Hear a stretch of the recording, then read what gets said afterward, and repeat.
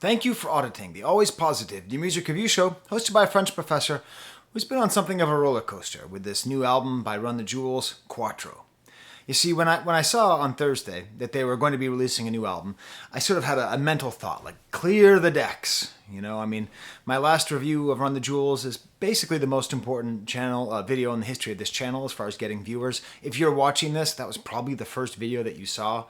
Punk Rock MBA clowned me for it. I wasn't really in beef, but close enough. So I had this okay, the whole weekend is going to be going to Run the Jewels. I'll have to wait for Nas later and whatever else there is. And then I saw it was a remix album. I was like, oh, well, forget it. Good. I don't have to pay any attention to that. Whenever I do reviews of remix albums, I get no views, 0.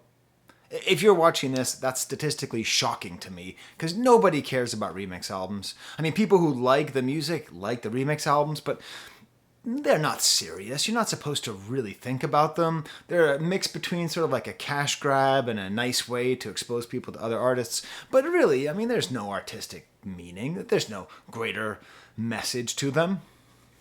And then, yesterday, driving to Angelo, getting my haircut, I listened to the album.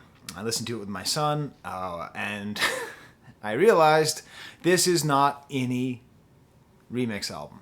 This is, I would argue, the most revolutionary album that Run the Jewels has released. Now, okay, first of all, I'm cheating a little bit because none of the lyrics changed. And listening to the lyrics again 2 years later, if anything, it's more prescient now than it was 2 years ago. Like when you listen to the lyrics and especially the way that Killer Mike is talking basically about white liberals and sort of online outrage and the ineffectiveness of it and the nature of white supremacy changing its face. It's all like very, very prescient. So already just the lyrics, still revolutionary. But what I'm more interested in is the way that they changed the songs and what they added. I think this is such a revolutionary remix album for 2 reasons, stylistically and politically. Yes, politically. Now, stylistically, the form is fascinating, okay? Form, content, style, politics.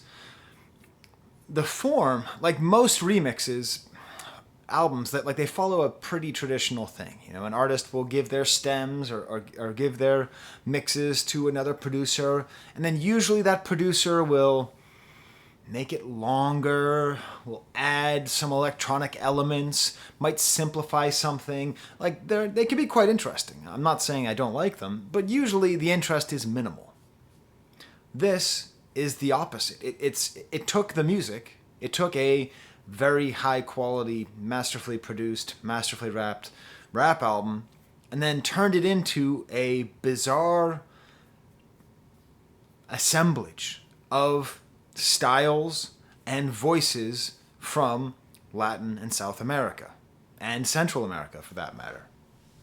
I can't even say Hispanic or this Hispanophone world because there's also people here from Brazil, and what makes it amazing is that instead of getting more electronic, when you think of remix albums, you think of just flattening and making into a techno mix. It's the opposite. It gets more acoustic, less electronic, more organic. The rhythms get more complicated. They're not simplified for dancing. They're turned into Latin rhythms. And you're going to see this video is not as long as you probably thought it would be, considering how much I like to make long videos. I don't like making long videos. I just do them. I don't edit. So if I talk, I talk. Because I don't even actually know that much about the styles that are being used here.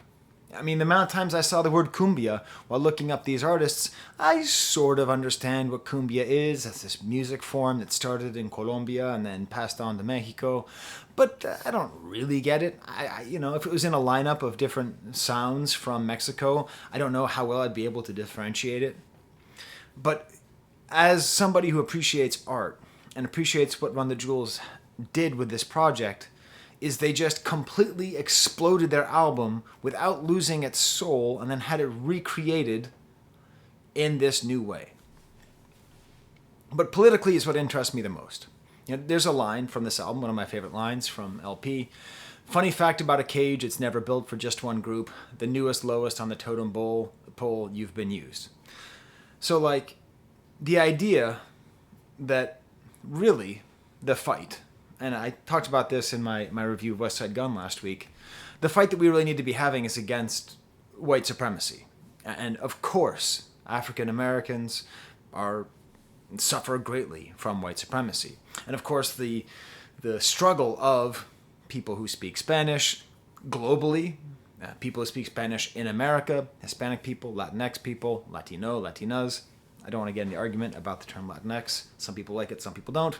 I'm going to use every term just to cover my bases. They are suffering from white supremacy as well. And this intersectionality is important. It is actually really, really important that we have this moment where we have a white rapper and a black rapper and a whole bunch of Spanish-speaking rappers, and it both validates and puts a spotlight on this other part of the world that is suffering from white supremacy and suffering from class injustice. I mean, in particular, I would say that's because a lot of these countries where these people come from, it's not necessarily a racial struggle, it's most often a class struggle. Or maybe the global north versus the global south. I could go on politically here. Fortunately, I'm not going to because I don't feel that comfortable talking about the global south. I'm not an expert on it. But this album, this remix album, this thing that I thought was just a throwaway whatever, brings in all of those things. Also, I mean, let's just not forget, okay? The Hispanic culture in America is very important to the formation of hip-hop. Don't forget, rap music and hip-hop culture don't come from the Bronx, okay? They are of the Bronx. What the Bronx was in the mid-70s is what created hip-hop. It's like hydrogen and oxygen making water. Like that's what Bronx in the 70s was. And a large part of the population were Puerto Rican, were Hispanic, a lot of breakdancing, a lot of music, a lot of the whole beginning of the culture was this interplay between these different racial groups. And beyond that, part of the thing that I like to study is global hip-hop. Being the voice of the voiceless, right? That's what hip-hop is able to be for everybody, right? No matter where you are in the world, you don't need a band, you don't need a guitar, you don't need a drum set, you need a microphone. You need a microphone and bam, you can say what you feel. And every once in a while, I'll get people asking me questions. Hey, Professor Sky, I know you know a lot about French hip-hop, you know some about African hip-hop. What do you know about Hispanic hip-hop? Nothing. I know nothing. Zero. Zilch. I'm embarrassed. I am embarrassed to say that, okay? It's embarrassing. I am a chair of a language department, okay? Some of my best friends are Spanish professors. You know what I'm saying? And here I am. And I don't know any, and I love hip hop, and I don't know anything about Spanish hip hop. Well, why is that? And by the way, I'm making the promise here, within 5 years, I'm going to create a class on Spanish language hip hop at my college. Hold me to it, okay? I'm going to learn. Because the best way to learn about something? Just start learning. And this is going to be the beginning of that. Now, why is it that I don't know anything about Spanish hip hop? It's pretty simple. It's language. It's language and it's linguistic imperialism. Here's the thing for you to do. Look at your skin. Okay? Black, white, brown, different shades of brown. Good. Think about how much money you were born with when you grew up. How rich are your parents? Okay? Great. Look between your legs. What sex were you assigned at birth? Great. Whatever those things are, there's obviously privileges depending on your answers to those questions. The privilege that people rarely talk about is linguistic privilege. Even if you are unprivileged in the rest of those areas, even if by race and class and sex and gender and sexuality, if you speak English, if that is what you came out of the womb speaking, you have a benefit that many other people in the world, billions of other people in the world don't have. We are experiencing a period of linguistic hegemony. The rest of the world must bow to English, submit to English, okay? And it's not a joke. It's not like, oh, whatever, who cares? This is a real problem that if we are politically aware, which we are, we need to be bilingual, trilingual. We need to meet people where they are. We need to understand that this cultural dominance that is exerted by America and the rest of the Anglophone world is not just natural, okay? So this album, by confronting us with rapping in Spanish, and there's a lot of rapping in Spanish, is tangibly fighting linguistic hegemony. It is forcing people to listen to Spanish rapping for the first time. Now, I've heard Spanish rapping before, but this is the first time I really listened. I paid attention. I looked up where they were from. I read their lyrics. I speak enough Spanish that I could understand most of them, you know? And here I am, and I'm listening to it, I'm getting this experience, and I'm realizing how far behind I am. How I have to live up to my own ideals and understand this language group and this group of hip-hop. So, how is this the most revolutionary album? That's how. But it's also fun. It's fun. Like, they goof around, all the titles are translated into English. I mean, into Spanish, except for one.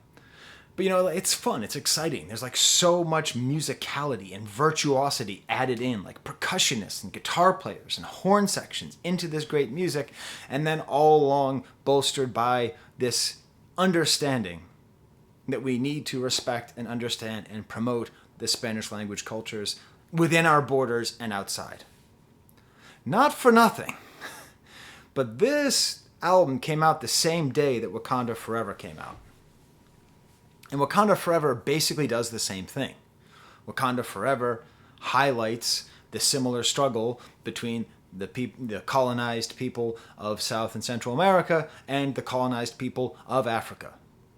It highlights the importance of Spanish language, but also Mayan language. It's a pretty interesting moment that we're having here. And it's awesome. You know, I am the chair of my department. I need to grow the Spanish major. I really do. We're way down in numbers than where we were a couple of years ago. And I think this is part of the reason, the way that we have to do it. You know, really help people to understand the way that the world is changing, the way that the country is changing, but then also the vibrance that is in this culture that we can appreciate and experience. So there you go. My mug is in the dishwasher. Smash the like bucket. Subscribe. Maybe you've been subscribed since my first Run the Jewels video. In which case, I'll give you one of those. Is it like this? Or like that? It's like that, right? Does he have the thumb up? How does he do it? He does like that. I'll give you one of those. Thumbs up.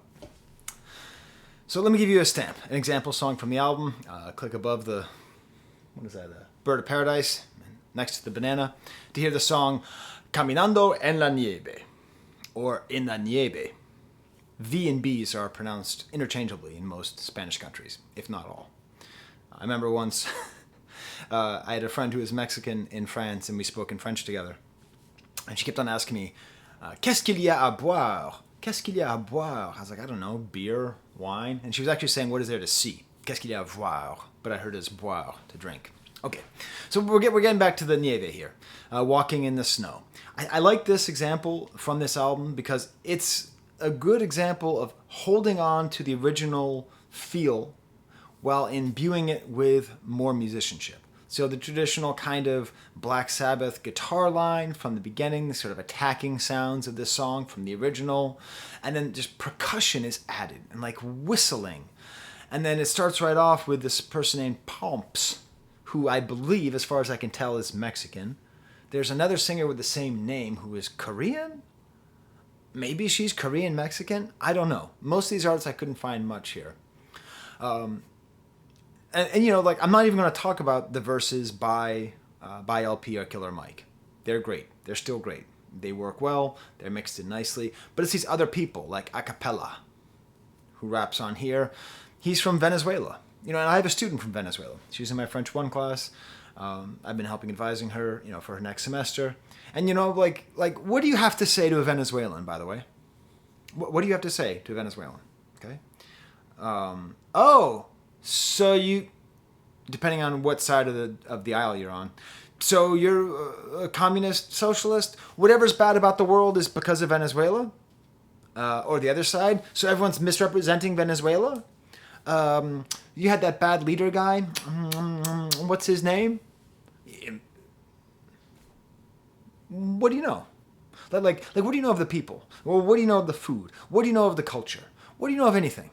Well, thanks to Run the Jewels, if you ever meet someone from Venezuela, you can say, ¿Conoces a cappella? Do you know the rapper a cappella? This is something. I looked him up on Tidal, and he has a song called Como Mario, which means like Mario, where he's like taking the theme song from Super Mario Brothers 3. I believe it's either that or Super Mario World. I'm not quite sure. But it kind of like sings over it and raps over it, and it's funny and it's light. He has a much more serious song, which I also suggest, called Replica, which is just a really great verse. And what you hear on this album, on this song, is what a great rapper he is. En mundo cruel, discrimina mi color de piel, tengo el cora frío como el Ártico, ahora dicen que soy antipático, muchos falsos salieron del Ártico. You know, like interesting the different sounds and the rolling the R's. Basically what he's saying there is, they're discriminating him against his color of skin, and he's cold like he's from the Arctic, and they say that I'm mean, but there's all these lies being said about me. And then there's like a cool beat change, and all this is like these beat changes, and then Killer Mike has this verse that's kind of more airy, and then Apache comes on. There's many different artists named Apache. This is another one from Venezuela, and just like it sort of gets distorted and aggressive. Like as the beat goes on and changes, it gets more and more interesting and more deformed. And then he has a very interesting sort of just on the nose verse about his state, about his political position. Contra la segregación racial. Contra la desigualdad social. I hope you know that's against racial segregation, against inequality. So that's, I think, a great example of what this album does politically and stylistically so well. It takes and complicates the original song. It makes it more organic. It almost changes its genre. And then politically, it exposes us to a group of people who have, through class and race and language, been alienated from the mainstream and marginalized by things outside of their control, and they're now being brought into our consciousness by Run the Jewels. I'll go through the rest of the album a little bit quicker here. Yankee y el Valiente, Truco's remix. Trucos is from Honduras. I looked into Truco. He's interesting because he's basically a techno artist. So I listened to some of his music, and it's not particularly like Latin sounding, but I definitely think that this is a simple lead up that leads into Oh La La, which is much more of an aggressive change to the original. This is remixed by someone called the Mexican Institute of Sound. And my God, I listened to an album they released last year.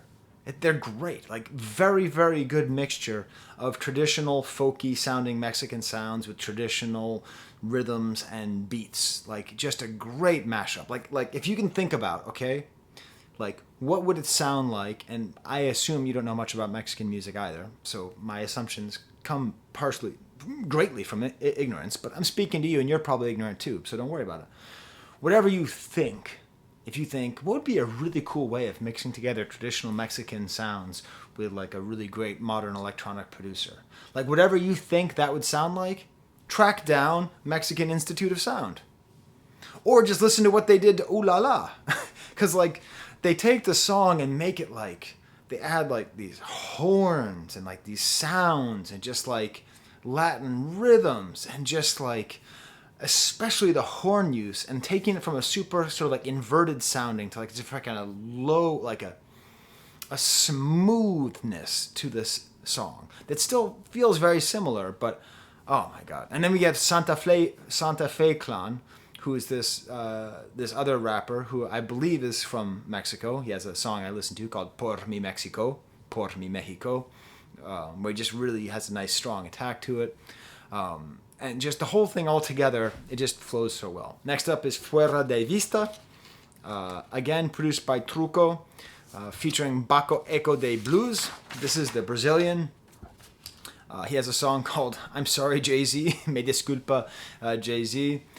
His rhythms are interesting. Kind of, this almost becomes like a reggaeton style. It's not fully the dembow beat, but it has that kind of Afro rhythm to it.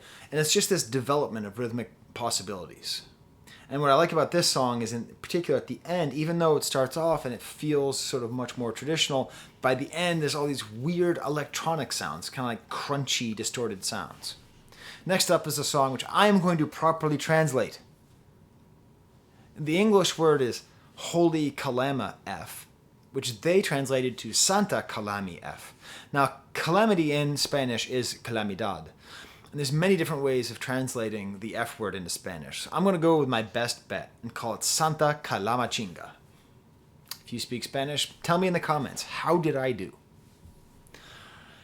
This has so much going on here. This has like all these like beat changes. It has all these people from all over the world on it. It has someone named Eva Peroni, who I think must be from Argentina.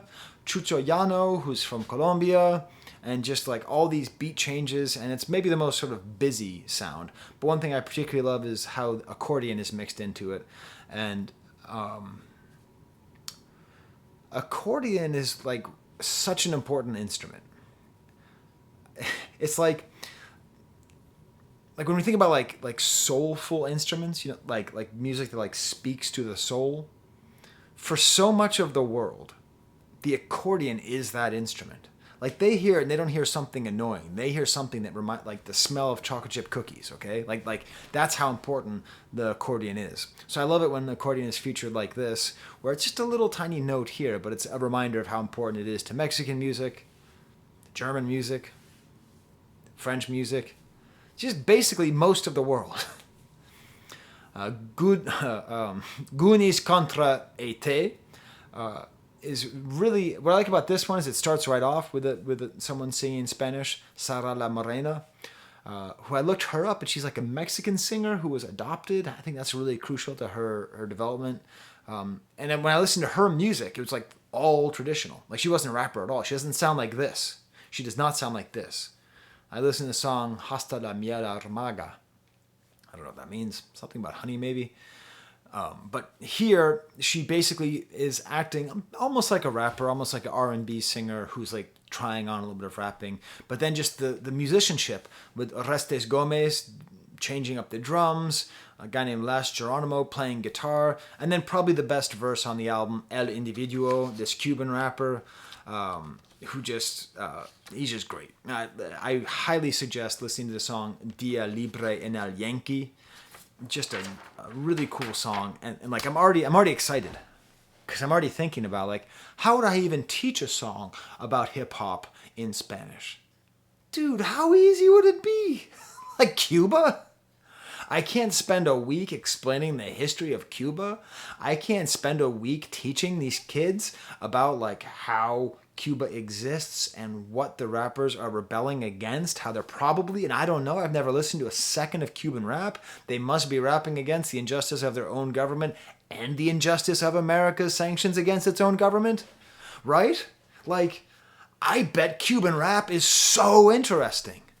And here I am just doing something else. So anyways, I'm excited. Really amazing flow. And another thing about listening to rap music in other languages. Languages do different things. There are different sounds in different languages. You know? Like the example I love to give in French is there's a sound that doesn't exist in English. Y. And to make that sound, you say the word E with your mouth rounded. Y. You know? So like when you say tu, like that's a sound that doesn't exist. And the doesn't exist in French, th, you know? And R's in every language are totally different. So when we listen to a French rapper, it's all, you know? But here, it's rompo, yo nunca ronco rimo, you know? Radio romantica. It's something they can add into their flow and listen. And I get it. It sucks not understanding it. It does. Like, it's hard to tell. You feel like, what if this is bad? What if this is like bad rapping? What if this is like Me llamo Barney Rubble y estoy para decir me gusta mucho Fruity Pebbles? You know, like what if it's just corny? I don't think it is, but also you're free. You don't have to worry about that. You can just listen to the cadence, listen to the timbre of the voice, listen to the flow. That has no language. And also, not for nothing, but the fact that you already know Run the Jewels 4 so well means that you're free because you're always going to get a verse in English like next. So like you don't have to feel like you're just like out on the ocean of things you don't understand. Next up is the stamp, and then we get to Just, produced by Toy Selecta. Toy Selecta used to be Machete Music. And they had a brief hit in 2002 because their music was featured in a Super Bowl ad. I remember this. And that's another means of exposure. Like, I know, it's silly that how are we going to get exposed to other languages and other cultures? It's not going to be in the education system. The American education system despises language, treats it horribly, okay? Treats it like a third-class citizen. I can tell you, I've spent my entire life teaching languages. Our country is a joke.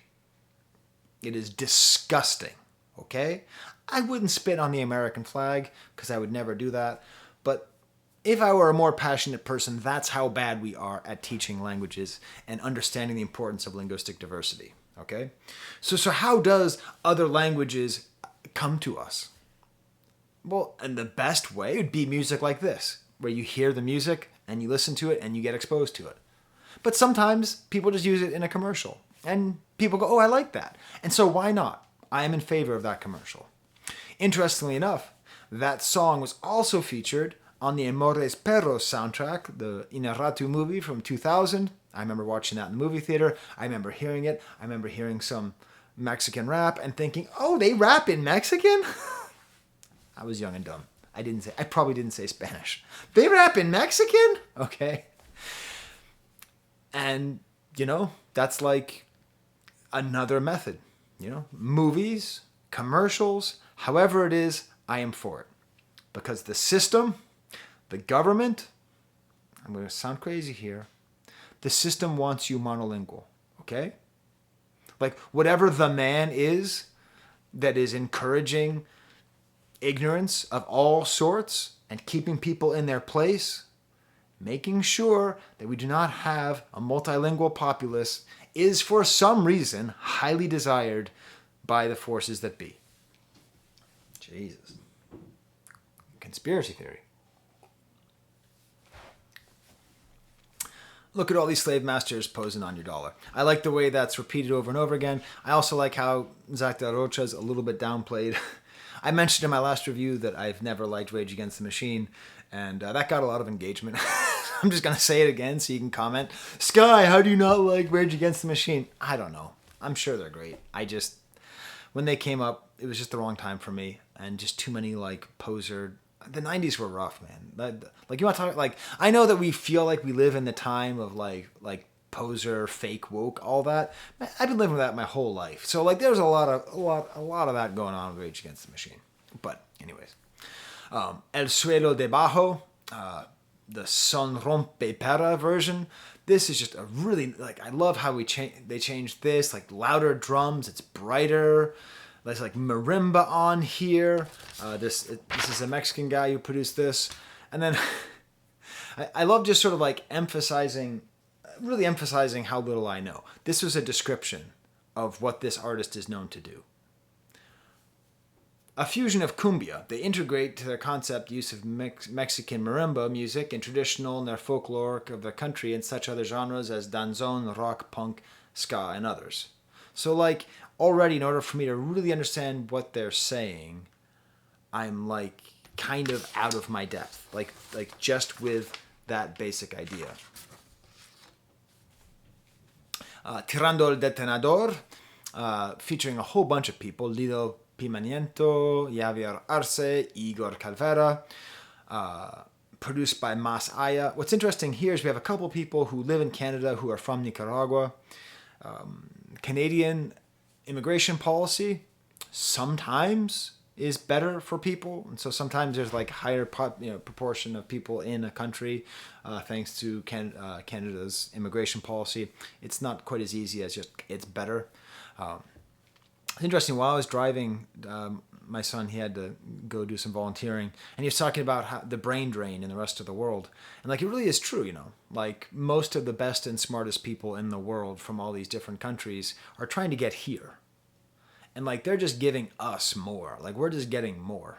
So it's pretty crazy that there's all this push to like keep immigrants out, because like we're literally like we are literally just taking the best off. We're not even doing anything to receive all this. Like, they are just like signing up to come here. Like, the brightest and best people in the world are working as hard as they possibly can, learning English, mastering English. We're hoping to get a visa to be able to get here to help us have a better GDP and a better society. And we're going to sit there pretending like...